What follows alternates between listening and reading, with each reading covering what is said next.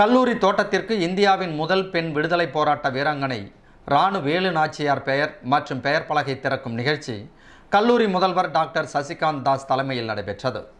புதுச்சேரி தாகூர் அரசு கலை மற்றும் அறிவியல் கல்லூரியில் அமைந்துள்ள தோட்டத்தில் இந்தியாவின் முதல் பெண் விடுதலை போராட்ட வீராங்கனை ராணி வேலு நாச்சியார் அவர்களின் பெயர் தாங்கிய பெயர் பலகை திறக்கும் நிகழ்ச்சி கல்லூரி முதல்வர் டாக்டர் சசிகாந்த் தாஸ் தலைமையில் நடைபெற்றது.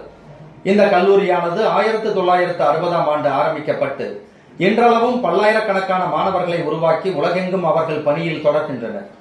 இந்த கல்லூரியில் கல்வி போதிப்பதுடன் மாணவர்கள் திறன் சார்ந்த பல்வேறு வகையான மேம்பாட்டு பணிகளும் மேற்கொள்ளப்பட்டு வருகின்றது. இங்கே மாணவர்கள் கல்வி கற்பதற்கான சூழ்நிலை உருவாக்கப்பட்டுள்ளது. இங்கே மாணவர்கள் இயற்கை சார்ந்த திறந்தவெளி வகுப்பறையில் பாடம் கற்பதற்கு தேவையான அனைத்து சூழல்களும் ஒருங்கே அமைந்துள்ளது. மேலும் அரிய வகை மர வகைகளும் கொடி செடிகளும் இங்கு பராமரிக்கப்பட்டு வருகின்றது. ஓங்கி வளர்ந்து சுவாச காற்று தருகின்ற பல்வேறு மரங்களும் இங்கு காட்சிகள் இருக்கின்றன. இயற்கை என்பது விலங்குகளின் வாழ்விடமாக இருந்து வருகின்றது.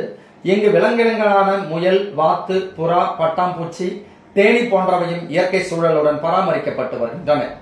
இத்தகைய சிறப்பு வாய்ந்த நிறுவனத்தில் அமைந்துள்ள பசுமை வளாகங்கள் வீரபாண்டிய கட்டபொம்மன் காடு, சோழன் கார்டன், புத்தர் கார்டன், கரோனா கார்டன், சாந்தி ஆரண்யம், சங்கம் குளம் போன்ற பெயர்கள் சூட்டப்பட்டு பெயர் பலகைகள் விளக்கப்பட்டுள்ளன. இதன் ஒரு பகுதியாக கல்லூரியில் நடைபெற்ற இந்தியன் சமூக அறிவியல் ஆராய்ச்சி கழகத்தின் நிதி நல்கையுடன் தேசிய கல்விக் கொள்கை 2020 குறித்த 2 நாட்கள் நடைபெற்ற தேசிய கருத்தரங்கத்தில் விருந்தினர்களாக கலந்து கொண்ட புதுவை பல்கலைக்கழகத்தின் கணினித்துறை மூத்த பேராசிரியர் திருமதி நளினி, டெல்லி பல்கலைக்கழகத்தின் பேராசிரியர் முனைவர் அந்தோணி, பீகார் பாட்னா பல்கலைக்கழக பேராசிரியர் முனைவர் குரு பிரகாஷ் பஸ்வான், கேரளா மத்திய பல்கலைக்கழக பேராசிரியர் முனைவர் ஜோசப் கோயில்பள்ளி, புதுவை மாநில கல்லூரி பேராசிரியர்களும் பல்வேறு மாநிலங்களில் இருந்து வருகை புரிந்த பேராசிரியர்களும் ஆராய்ச்சியாளர்களும் அறிஞர் பெருமக்களும் மாணவர்களும் இதில் கலந்து கொண்டனர்.